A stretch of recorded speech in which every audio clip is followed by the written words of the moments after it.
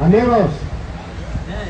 Então nós vamos começar um pouco mais cedo, porque eu preciso ter outro compromisso na igreja. E pedir para o Anderson vir aqui para orar.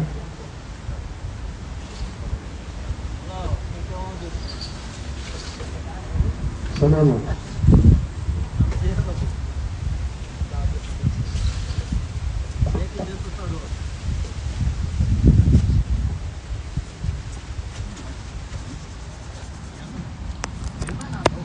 Manda bala.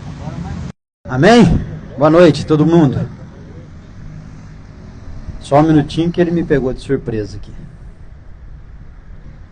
Libera.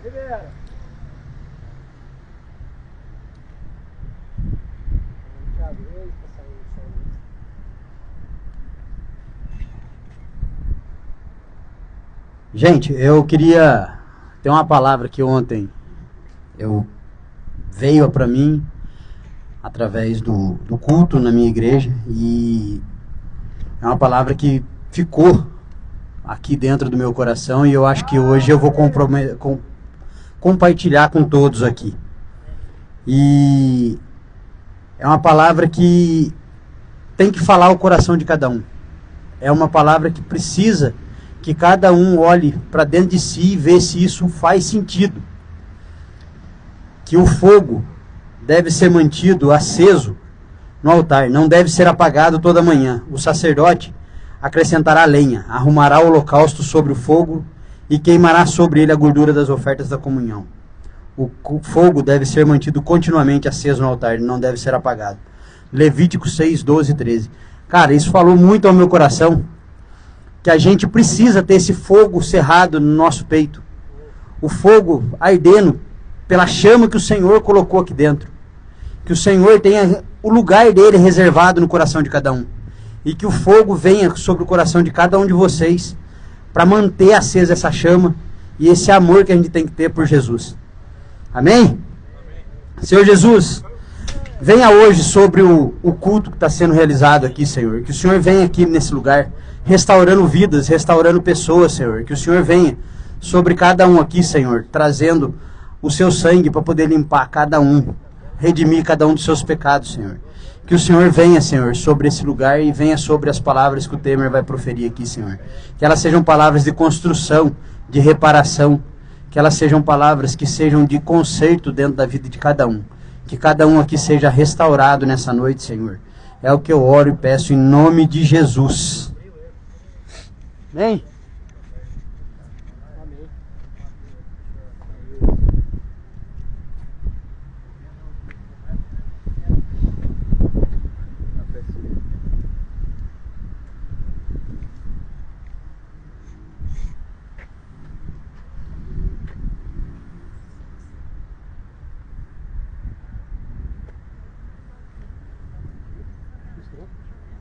Peraí, acho que é aqui.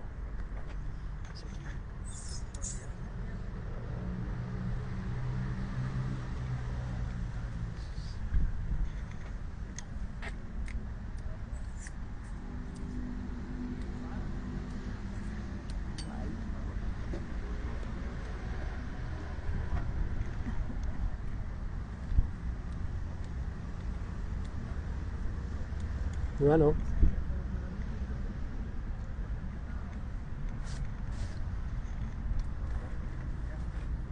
Fica aqui, eu vou pôr aí. É assim, De baixo?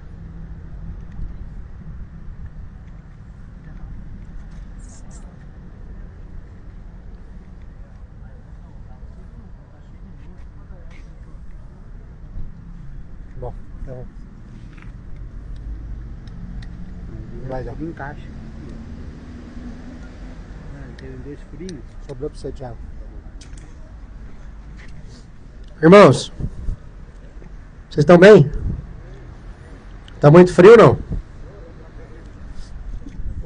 Thiago, só dá uma olhada que tá saindo só no Instagram.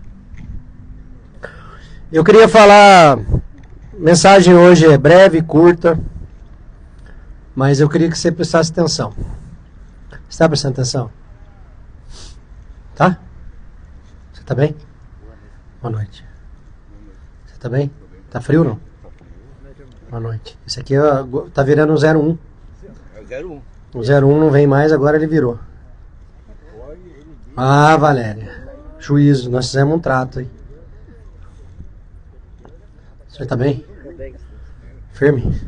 Então tá bom. Eu queria falar sobre a parábola do filho pródigo. Quem conhece? Conhece? Conhece mesmo? Vou deixar você pregar então.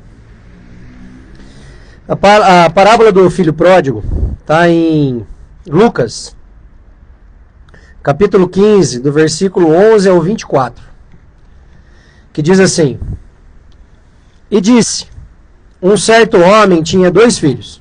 Presta atenção nisso. Um certo homem tinha 2 filhos. E o mais moço deles disse ao pai: Pai, dá-me a parte dos bens que me pertence.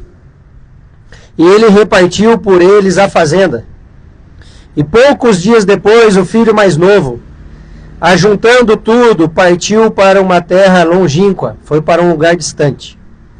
E ali desperdiçou os seus bens, vivendo dissolutamente, ou seja, vivendo como se não houvesse amanhã. E havendo ele gastado tudo, houve naquela terra uma grande fome, e começou a padecer necessidades. E foi e chegou-se a um dos cidadãos daquela terra, o qual o mandou para os seus campos, a apacentar porcos. Olha que loucura que é isso, gente. Presta atenção nisso. E desejava encher o seu estômago com as bolotas que os porcos comiam, e ninguém lhe dava nada. E tomando em si, disse: Quantos empregados de meu pai têm abundância de pão, e eu aqui pereço de fome? Levantar-me-ei e irei ter com meu pai, e dir-lhe-ei: Pai, pequei contra o céu e perante ti. Já não sou digno de ser chamado teu filho. Faze-me como um dos teus empregados. E levantando-se, foi para seu pai, e quando ainda estava longe, viu seu pai, e se moveu de íntima compaixão, e correndo lançou-se-lhe ao pescoço, e beijou.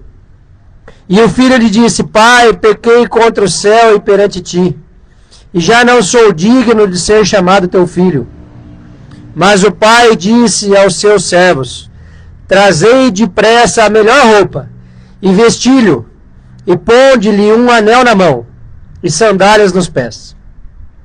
E trazei o bezerro cevado, e matai-o, e comamos, e alegremo-nos, porque este meu filho estava morto e reviveu. Tinha se perdido e foi achado. E começaram a alegrar-se. Sabe, irmãos, essa passagem é uma das passagens mais preciosas que tem na Bíblia. E presta atenção, porque você precisa entender o que eu estou falando. Muitos de nós somos como esse filho pródigo. Muitos de nós tínhamos uma mesa posta com o que de melhor tinha para comer do reino dos céus.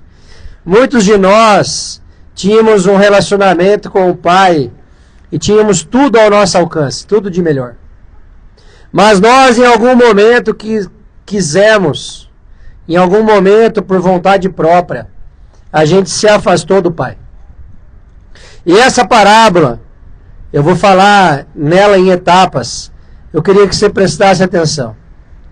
Porque alguns de vocês podem até ter dormido na rua, pode ter sido esquecido pela sociedade. Mas o Pai, presta atenção nisso, o Deus Pai não se esquece de nenhum de nós. Enquanto muitos podem te julgar, Deus ainda te chama de filho. Está entendendo isso, irmão? Isso é uma verdade da Bíblia para nós.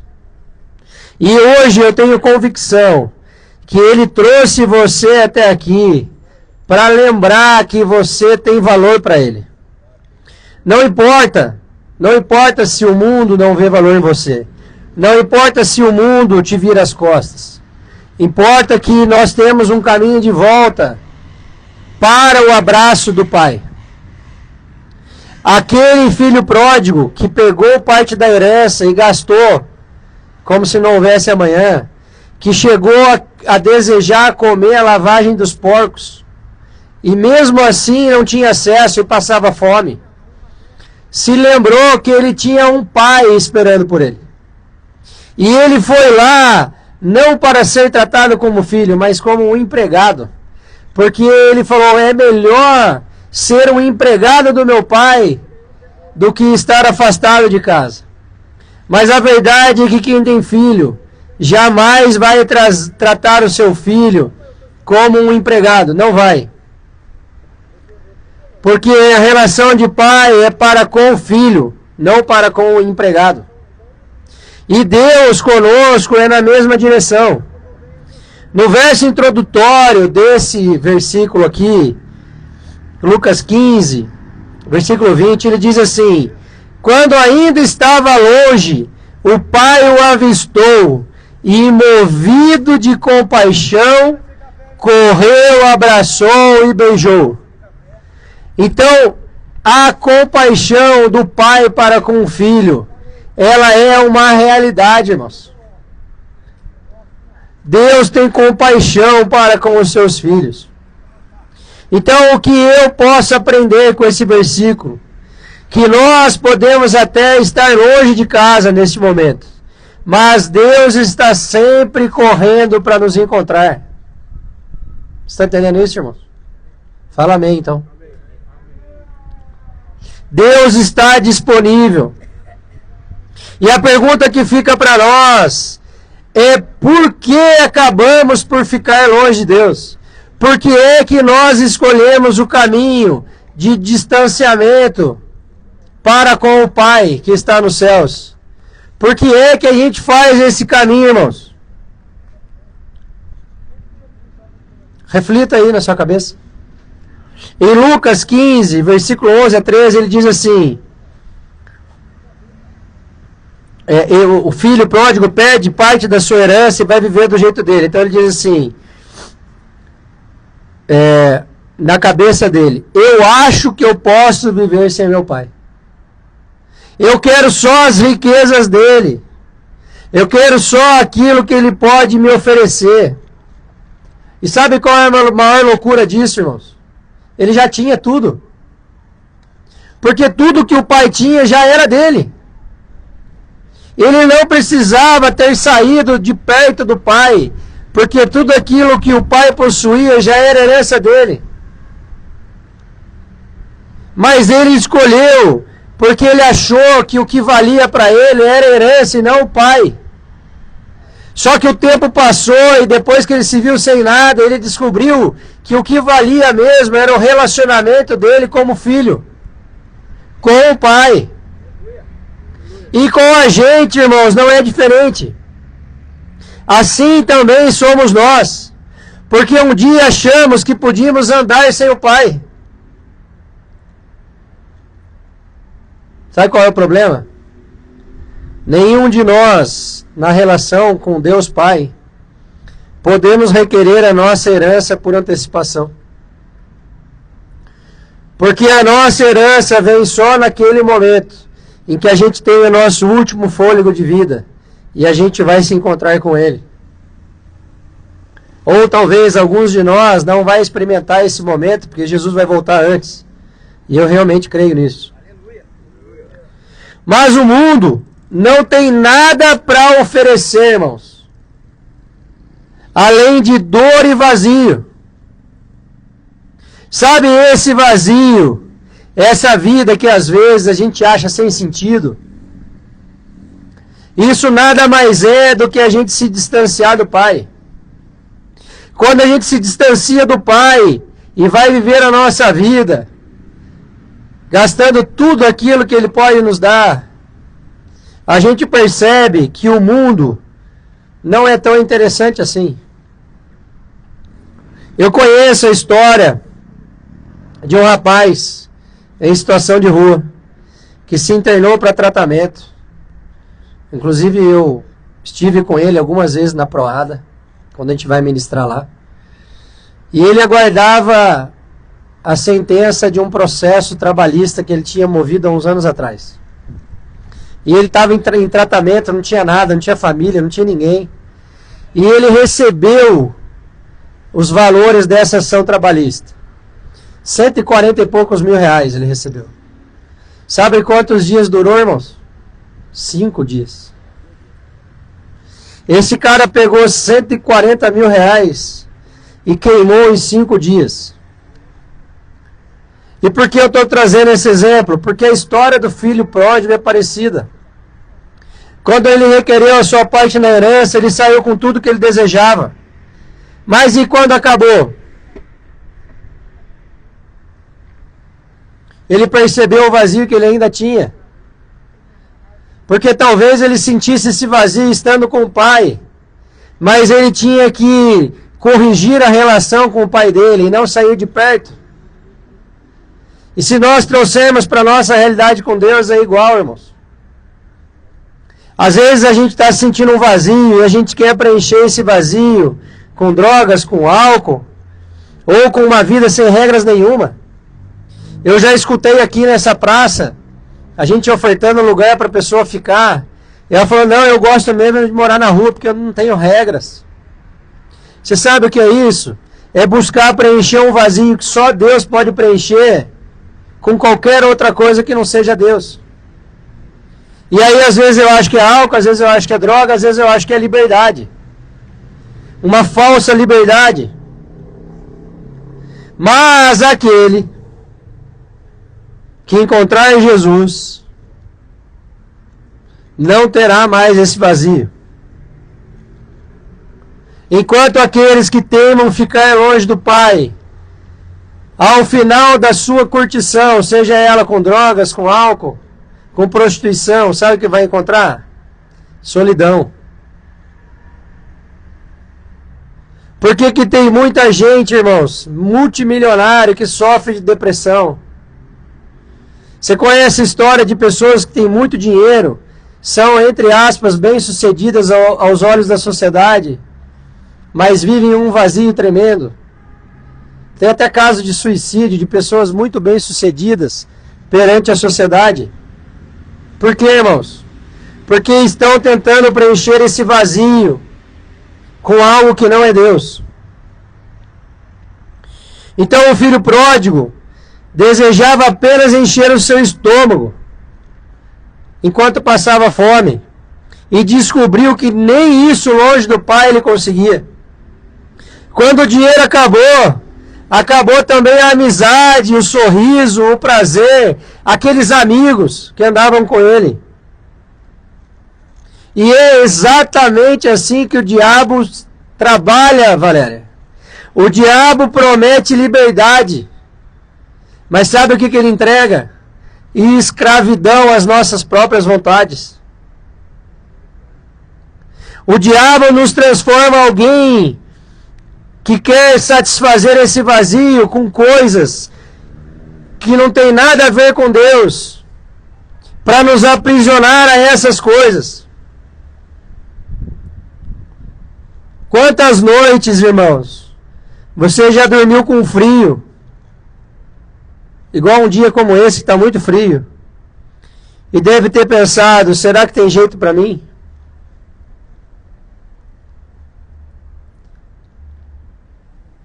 Sabe por que Deus me mandou aqui hoje com essa mensagem, irmãos? Para dizer que tem jeito sim.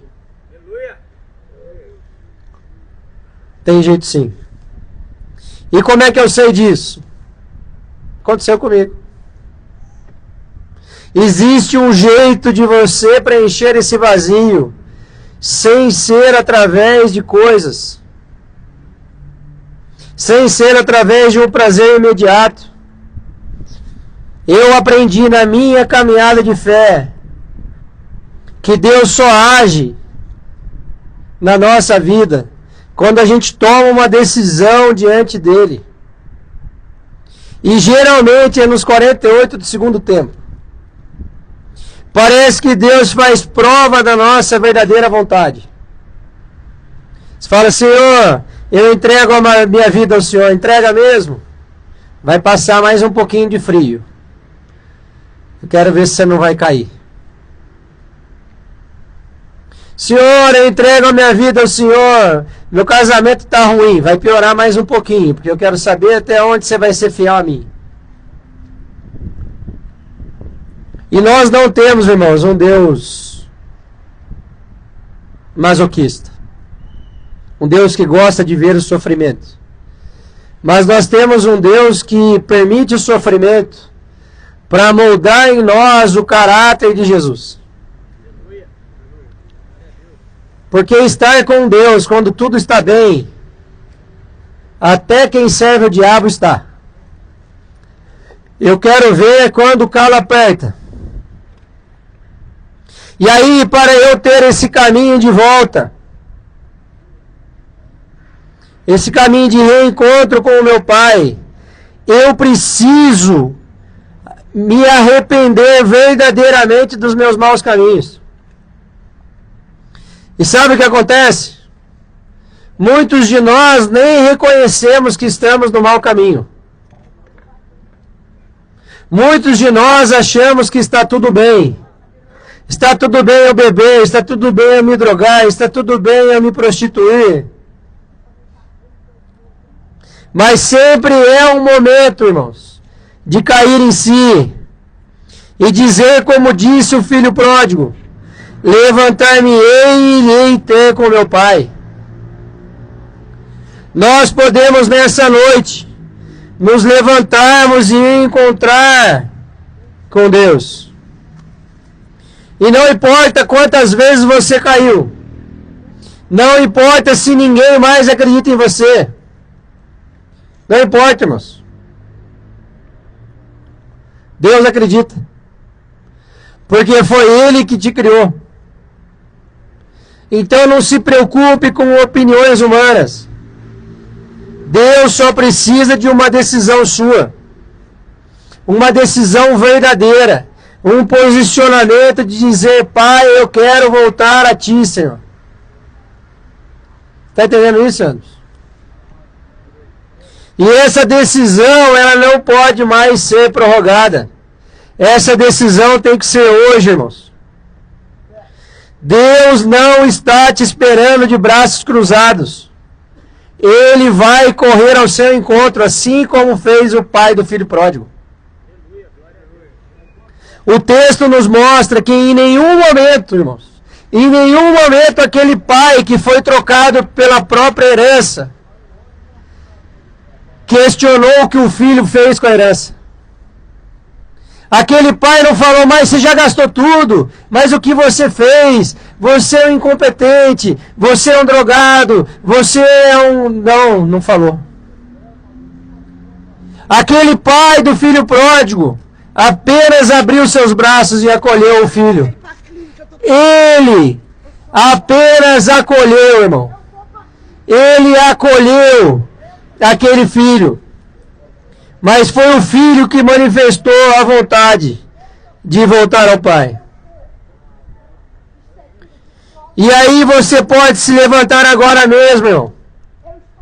É agora mesmo. O mesmo Jesus que levantou Lázaro da morte quer levantar você e eu do lamaçal do pecado. Está entendendo isso, Santos? Irmãos, a Bíblia nos mostra que o pecador arrependido sempre encontra misericórdia. Mas a misericórdia de Deus é só para aquele que reconhece que está em pecado, confessa, porque traz à luz o seu pecado. E aí ele encontra misericórdia. Não existe perdão de pecados sem confissão de pecados. Não tem como, irmãos. Quando o filho pródigo volta para o pai, não escuta nenhum julgamento. Ele apenas responde: trazei depressa a melhor roupa, põe o melhor anel e as sandálias nos pés. Quando o filho manifestou a vontade de retornar ao pai, o pai apenas o recebeu Falou, filho, o pai sempre esteve aqui.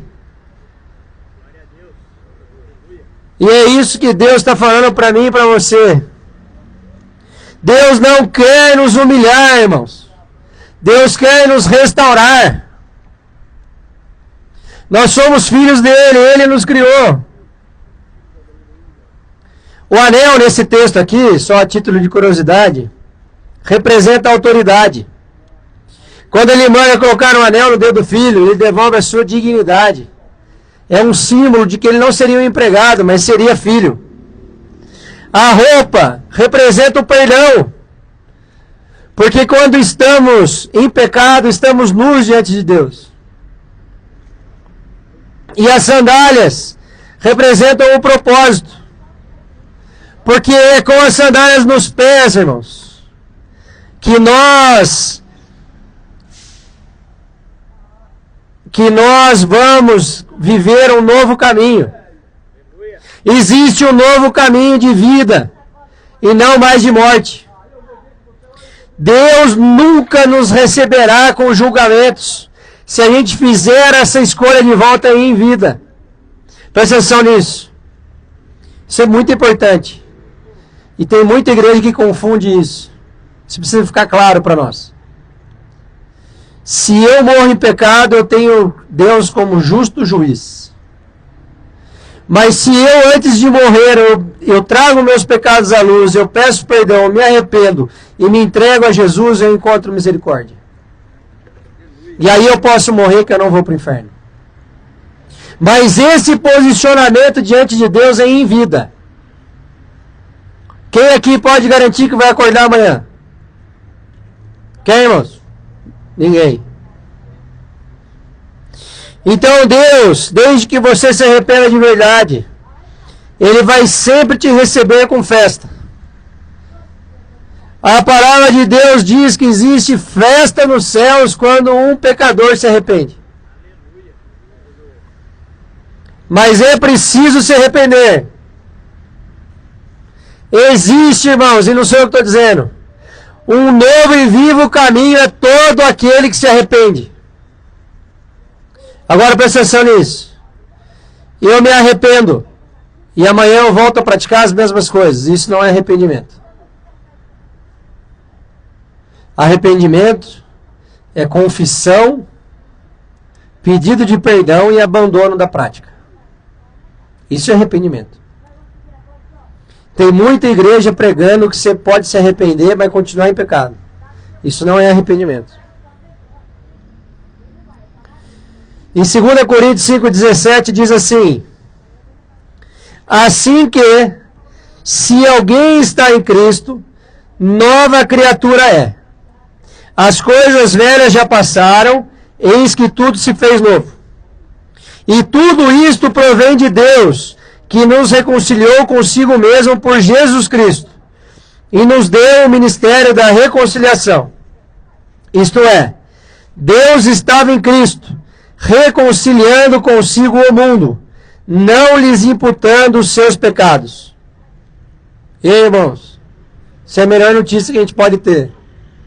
Vou ler de novo. Isto é, Deus estava em Cristo, reconciliando consigo mesmo o mundo, não lhes imputando os seus pecados. Vocês estão entendendo isso, irmãos? Se a gente se arrepende, a gente não é mais culpado dos nossos pecados. Jesus Cristo pagou tudo isso na cruz para nós.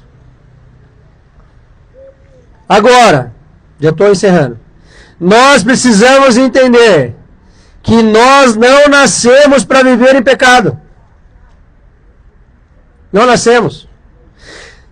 Nas ruas, nas casas, no trabalho, a gente não nasceu para viver o pecado.